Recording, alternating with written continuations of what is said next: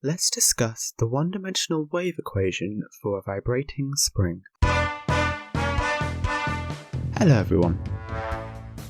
First, the one-dimensional wave equation is that the second partial derivative of u with respect to t equals c times the second partial derivative of u with respect to x, where u is a function of x and t. One way to solve the one-dimensional wave equation is with travelling wave solutions. We can consider the wave equation in an infinite domain where x is greater than minus infinity and less than positive infinity, which is equivalent to saying that it's an infinitely long string. First, we have that u of x and t equals f of a, where a equals x minus ct, and u of x and t equals g of b, where b equals x plus ct, are solutions of the 1D wave equation for any differential functions f and g. Hence, we have that u of x and t equals f of x minus ct plus g of x plus ct is a solution for the wave equation for any differential function f and g because of the linear superposition property of PDEs. However, we need some initial conditions for displacement u of x and t, so let u of x with 0 equal u0 of x, and let partial derivative of u with respect to t at x, u equal v0 of x, where u0 is the initial profile and v0 is the initial speed of the string. We can find f and g for a given u0 and v0, and the solution is u of x and t equals f of x minus ct plus g of x plus ct, which equals a half of u0 of x minus ct plus u0 of x plus ct plus 1 over 2c times the integral from x minus ct to x plus ct of v0 of s ds. This is called the D'Alembert solution to the wave equation. In the case of no initial velocity, i.e. u0 of x equals 0, we get that u of x and t equals a half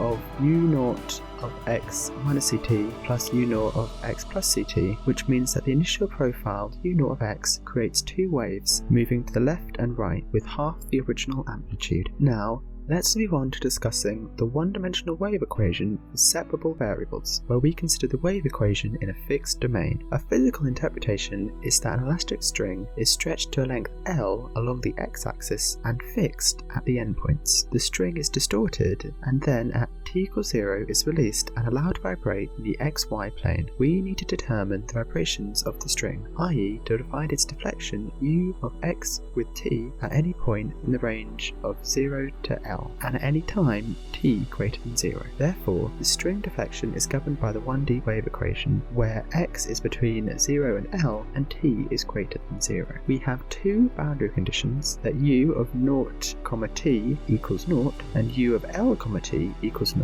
when t is greater than 0. The motion of the string depends on the initial deflection u of x, 0, and the initial velocity of the deflection ut of x, 0. We have two initial conditions, that u of x, 0 equals f of x, and the partial derivative of u with respect to t of x, 0 is equal to g of x, where the functions f of x and g of x are given, and such that f of 0 equals f of L, which equals 0, and g of 0 equals g of L, which also equals 0. So the endpoints are fixed. The method of separating variables is based on looking for solutions to our PDE that are products of functions of one variable. For the wave equation, we look for solutions of the form u of x, t is equal to capital F of x times capital G of t. Substituting this into the wave equation, we get that capital F of x times the second derivative of capital G of t equals c times the second derivative of capital F of x times g of t. Dividing by c squared fg, we get that the second derivative of t over c times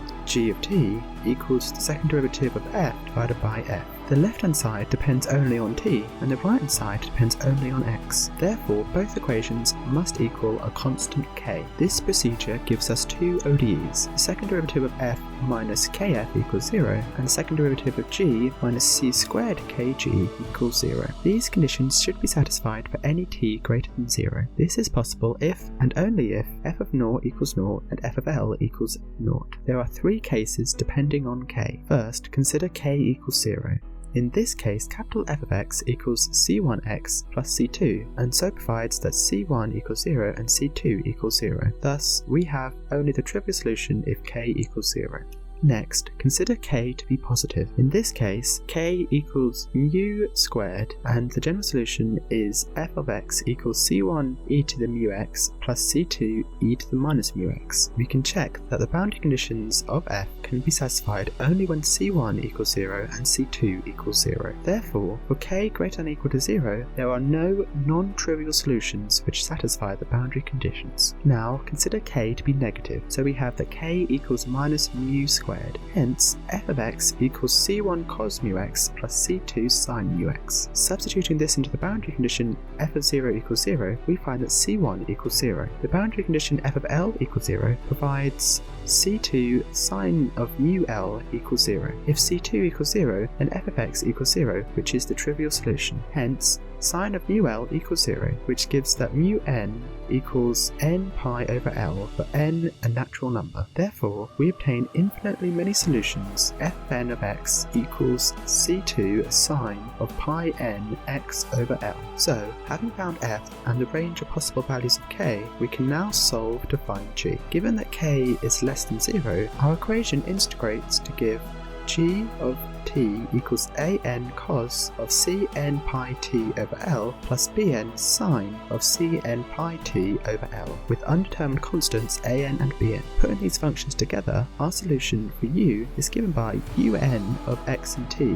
equals an cos of cn pi over lt plus bn sine of cn pi over lt times sine of pi n over lx, which satisfies the wave equation and the boundary condition. However, it doesn't satisfy the initial condition on its own. To do this, we need to employ the superposition principle to get that u of x and t equals the infinite sum of un of x and t. Substituting this into the initial condition, we get that f of x equals infinite sum of an sine of pi n over lx, and g of x equals the infinite sum of bn cn pi over l sine of pi n over lx. These are the Fourier sine series for f of x and g of x, so we can use the half-range Fourier sine series formulae to calculate an and bn so that the initial conditions are satisfied. This gives that an equals 2 over l times the integral from 0 to l of f of x sine of pi n over lx dx, and bn times cn pi over l equals 2 over l times integral from 0 to l of g of x sine of pi n over lx dx.